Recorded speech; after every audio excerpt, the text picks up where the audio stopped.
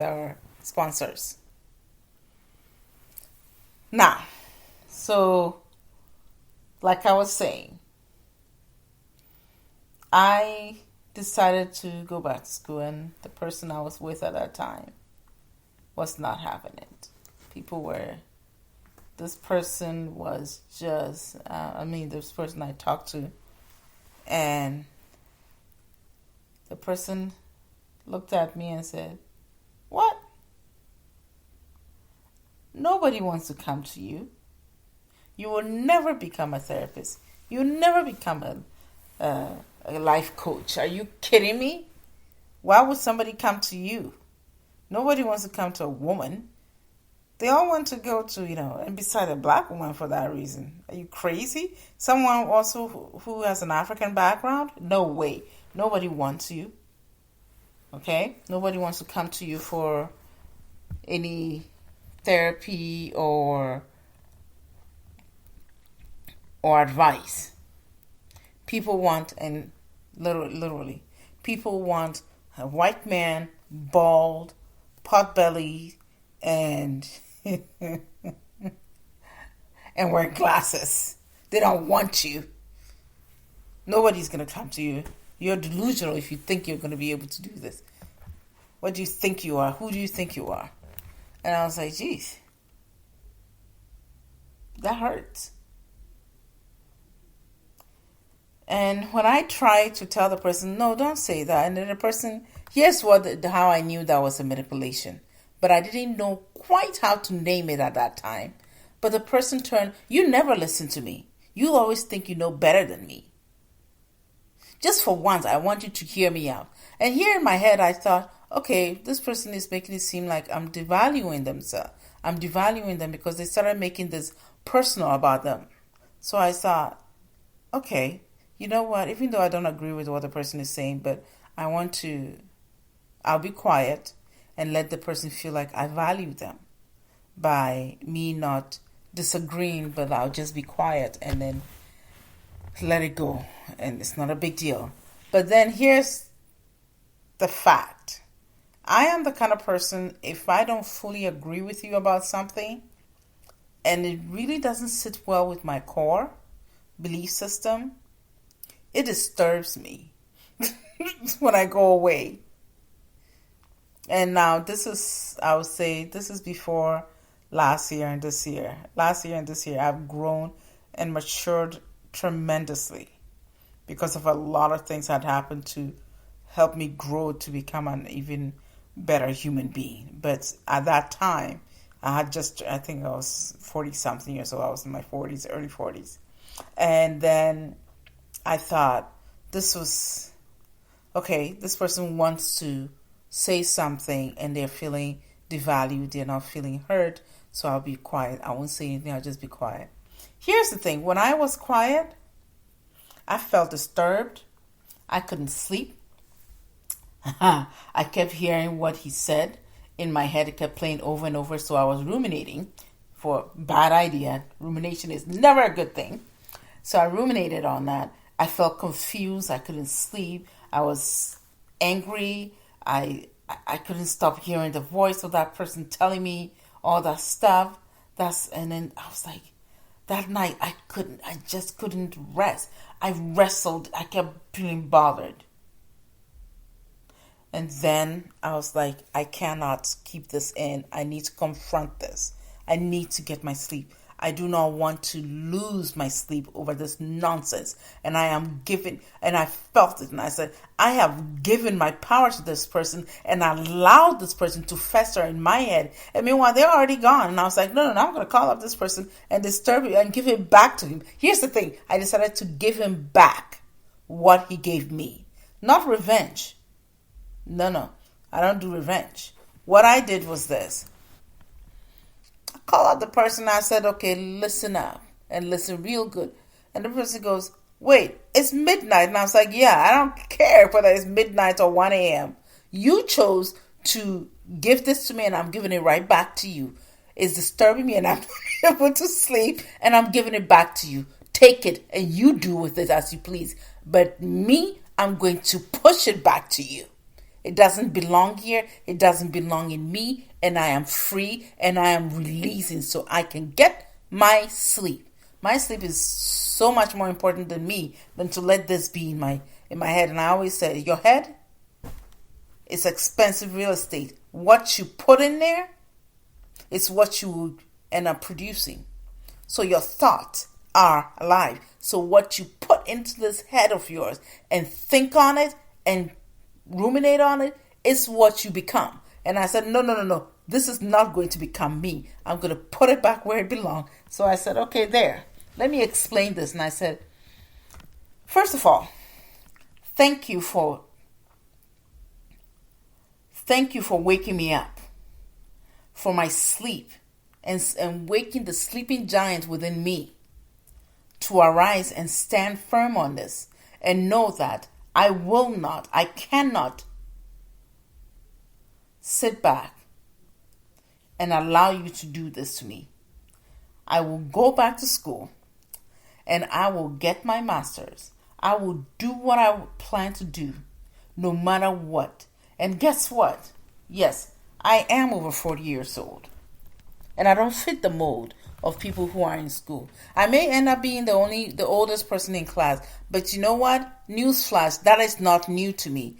I was put in grade 7 and 8 when I couldn't read and write or speak English when I first went to Canada. So guess what? This is my playground. I know how to be in a classroom full of kids that are much older than me, and I'm older than almost everybody, if not the teacher's age. But I don't care. I am staying. And I will go to school, and I will get it done. And everything you're trying to shove into my throat and expect me to take it, I'm giving it back to you. I am not staying down. I am going to the school, and I'm going to do what I plan to do. And yes, forget you. Forget everything you said to me. And yeah, I already see myself. I am that therapist. I am that counselor. I am that life coach. And I will become that person because I already see it. See, here's the thing. That vision of you that you're sharing, you better see it and better be able to stand on it. So every time somebody knocks you against the wall, you stand straight and say, damn right, I am this person. And I'm going to do it. Because guess what? Nobody's going to do it for you. If you can't see your vision ahead of you and see who you're going to become, somebody else will try and label that for you and give you what that is. And there's no such thing. Okay? So do not allow yourself to be taken down like that. Fine. So guess what? I told him, when I become the therapist, I'll find my audience. I'll find the people who need me and want my help. And I will do what I can to serve humanity, no matter what. So forget you. You wait and see. I will be this person.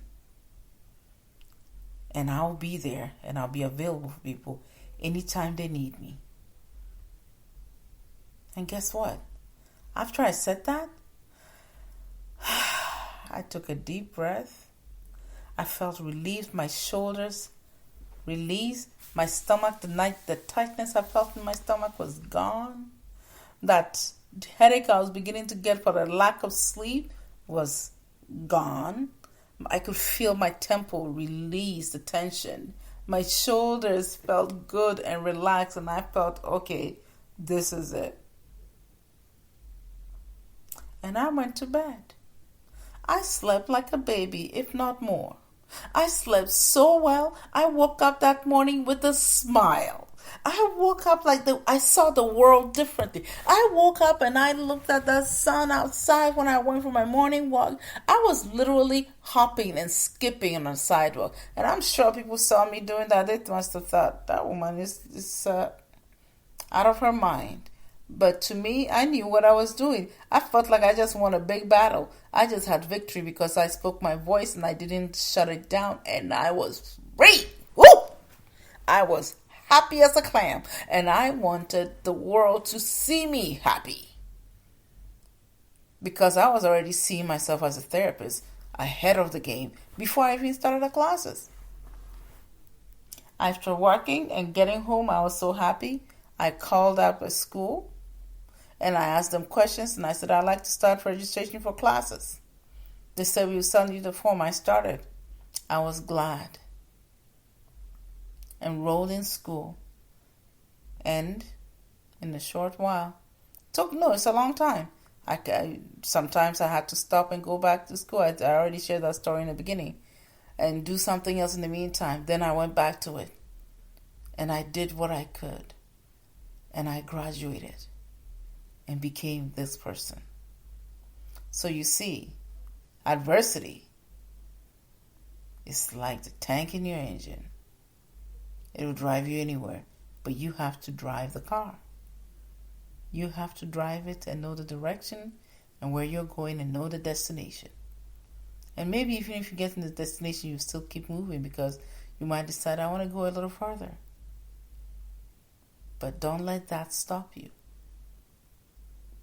Adversity may come as a stumbling block, but it's beautiful. Because once you succeed or get through it, it's magical. Anyways, so thank you for listening to me ramble on about adversity and the best part of becoming the person that I am. And needless to say, yes, I became the therapist and life coach. But here's the thing. I decided to take that a little further and wrote a book. And the title is Love, Forgive, Live. That's the concept for this name. At the time that I named the podcast this, I wasn't even thinking about it. I just thought, I like that catch. It's catchy. And then I realized, oh my gosh, it's what I stand for. It's what my story is. And it's what the book I wrote on. That I realized this is great. And right now, the editing portion we are doing right now is awesome. I'm excited almost every day. And now I'm doing the introduction of the story and creating what was going on in my life, what was my story like before I put it all on paper, and what was the time. And it's powerful because now in our lives with what we're going through, it's much more important to write and do what we want to do. And if it's writing, cooking, whatever it is, going back to school, do it. Don't let anything stop you. Because for me, writing this book, I never thought I would have the discipline to write it or the focus or even the wisdom to do anything like this. But I did it. And I can't wait for this book to come out because it's part of my memoir and lessons that I have learned so far in our world. And I'm imparting the same knowledge. I shared it with a lot of my clients and they were happy with it. A lot of them took tips from it and used it, and they felt it helped them communicate with people better. And I was so excited when some of them would come to me and go like, oh my gosh, I keep the stuff in my pocket, and every time I'm communicating with people, I remember what you said and I use these tips. So I can't wait to share more about the book for everybody to understand. Those of you who want to write to me or ask questions or something to share us, or a topic you want me to try and cover, okay, or your experience in therapy that you feel you could share with other people and you want me to talk about, let me know at love, L-U-V, give, love, L-U-V, the number 4, give, live, at gmail.com. My name is Sroda Aglago. Thank you for joining me at Love, Live, Forgive. Thank you. I look forward to talking to you guys next week. Everybody have an amazing week. Enjoy your days. And please be kind to one another. Love y'all. Bye.